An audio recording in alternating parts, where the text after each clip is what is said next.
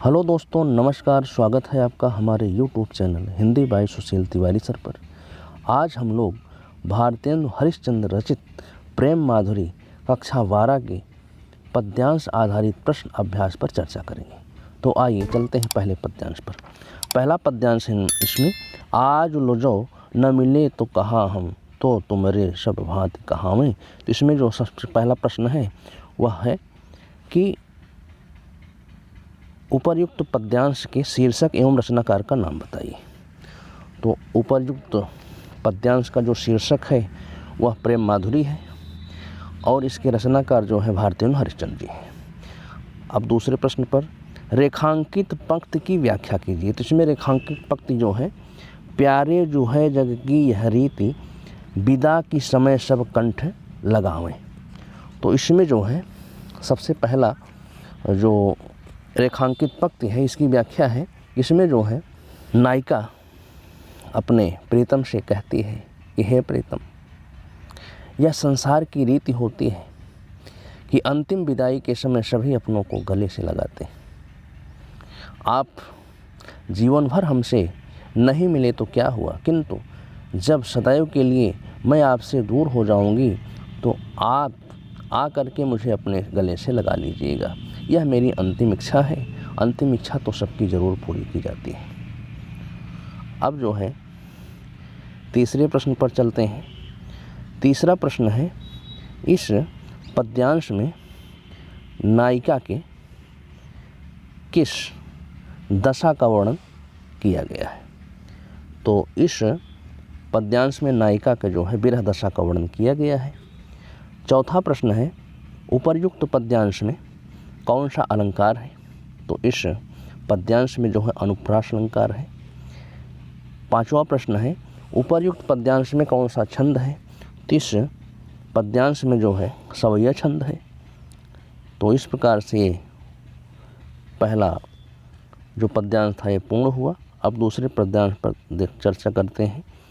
दूसरा पद्यांश है खा वाला, व्यापक ब्रह्म सबई थल पूरन, हैं हमहु पहचानती हैं, अब पै नंदलाल बिहाल सदा, हरिचंदन ज्ञान ही ठानती है। ऊधो तुम ऊधो यह कहियो उनसे, हम और कछु नहीं जानती हैं, अब ये प्यारे तिहारे निहारे बिना, अखियाँ दुखियाँ नहीं मानती। तो इस पद्यांश में जो है पहला प्रश्न है, उपर्युक्त पद्यांश के शीर्षक एवं रचनाकार का नाम लिखिए। तो उपर्युक्त पद्यांश का जो शीर्षक है वो प्रेम माधुरी है और इसके रचनाकार जो है भारतेंदु हरिश्चंद्र जी हैं। दूसरा प्रश्न है, इस पद्यांश में कवि ने ब्रह्म के किस स्वरूप को महत्ता दी है। तो इस पद्यांश के द्वारा जो है कवि ने ब्रह्म के सगुण स्वरूप की जो है महत्ता दी है। गोपियाँ, तीसरा प्रश्न है, गोपियाँ उद्धव से क्या कहती हैं। गोपियाँ उद्धव से कहती हैं कि हे उद्धव, आप कन्हैया से कह देना कि आपको प्राप्त करने की भक्ति मार्ग के अतिरिक्त उन्हें और कुछ नहीं पता। और उद्धव से जो है गोपियाँ यह भी कहती हैं कि आप जो है भगवान श्री कृष्ण को हमारा यह संदेशा जो है बता दीजिएगा कि आपके बिना हम लोग जो है बेहाल हैं। अब जो है चौथे प्रश्न पर चर्चा करते हैं, इस पद्यांश में कौन सा रस है। तो इस पद्यांश में जो है विप्रलम्भ श्रृंगार रस है। पांचवा प्रश्न है, इस रेखांकित अंश की व्याख्या कीजिए। तो रेखांकित अंश है, तुम ऊधव यह कहियो उनसे, हम और कछु नहीं जानती हैं, अब ये प्यारे तिहारे निहारे बिना, अखियाँ दुखियाँ नहीं मानती हैं। तो इसका जो विस्तार है, इसकी व्याख्या है रेखांकित पंक्ति की। तो इसमें जो है बहुत से गोपियाँ कहती हैं कि हमें जो है भगवान श्री कृष्ण के अतिरिक्त और किसी के विषय में ना तो हमें कहना है ना तो सुनना है। और फिर कहती हैं कि हे उद्धव, श्री कृष्ण को देखे बिना गोपियों की जो आँखें हैं किसी भी प्रकार से संतोष को नहीं प्राप्त करती। उनको लाख समझाने के बाद भी वे नहीं मानती हैं, उनके दर्शन के लिए व्याकुल ही रहती हैं। इसलिए वह श्री कृष्ण को मिलने के लिए मेरे पास भेजें, तभी उनकी दुखियारी आँखों को संतोष तुष्टि प्राप्त होगी। उनकी आंखें श्री कृष्ण को देखने के लिए प्रतीक्षारत हैं। छठे प्रश्न पर चर्चा करते हैं। छठा प्रश्न है, गोपियाँ व्यापक ब्रह्म को किस रूप में मानती हैं? तो जो गोपियाँ हैं इस पद के माध्यम से, इस पद्यांश के माध्यम से जो है गोपियाँ ब्रह्म को जो है सगुण रूप में मानती हैं, भगवान श्री कृष्ण के रूप में। सातवां प्रश्न है, गोपियाँ सदैव किसके बिना बेहाल रहती हैं? तो गोपियाँ जो है सदैव भगवान श्री कृष्ण के बिना, नंदलाल के बिना बेहाल रहती हैं। अब अगले प्रश्न पर चर्चा करते हैं। इस पद्यांश में प्रयुक्त छंद का नाम लिखिए। तो इस पद्यांश में प्रयुक्त छंद जो है सवैया छंद है। फिर 9वां प्रश्न, गोपियाँ भली प्रकार से किसके विषय में जानती हैं? गोपियाँ भली प्रकार से जो है ब्रह्म के विषय में जानती हैं। सर्वव्यापक कौन है? तो सर्वव्यापक यहाँ जो है इस पद्यांश के माध्यम से ब्रह्म है। आगे, किसको छोड़कर किसे ज्ञान चर्चा रुचकर नहीं लगती है? तो यहाँ पर गोपियों को जो है भगवान श्री कृष्ण को छोड़कर किसी और विषय पर जो है ज्ञान चर्चा रुचकर नहीं लगती है। अगला प्रश्न है, गोपियों की दुखियाँ आँखें क्या स्वीकार नहीं करती?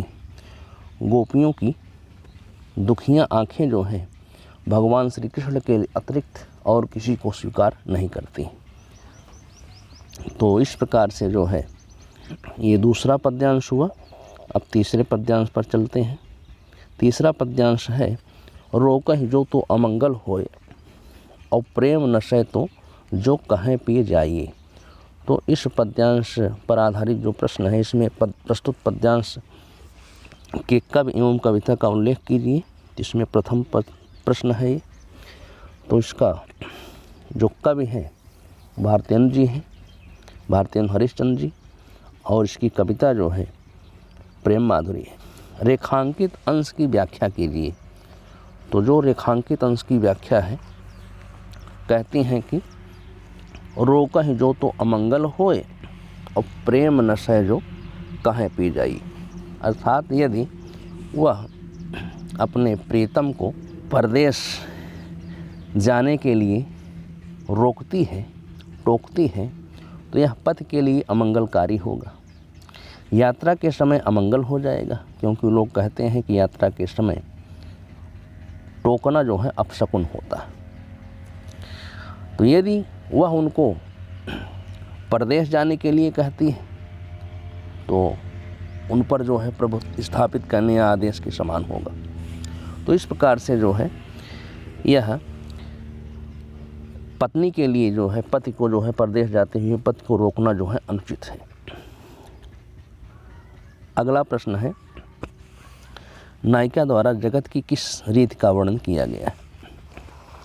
तो यहाँ पर नायिका द्वारा परदेश जा रहे पति के सामने अपने मन की बात बताकर उसे परदेश न जाने के लिए कह रही है। तो इस रीति का वर्णन यहाँ पर किया गया है। अगला प्रश्न है, पद्यांश में नायिका की किस मनोदशा का वर्णन किया गया है? तो यहाँ पर जो है नायिका के वियोगावस्था का वर्णन किया गया है। पति के परदेश जाने के कारण वह अकेली होती जा रही है और उस अवस्था को सिर्फ और सिर्फ एक परदेशी ही जान सकता है। तो अपनी विरह अवस्था का वर्णन नायिका कर रही है। अगला प्रश्न है, तो इस पंक्ति में जो है अनुप्रास अलंकार है। तो इस प्रकार से हमारी जो चर्चा है पद्यांश पर आधारित प्रेम माधुरी का, ये समाप्त होता है।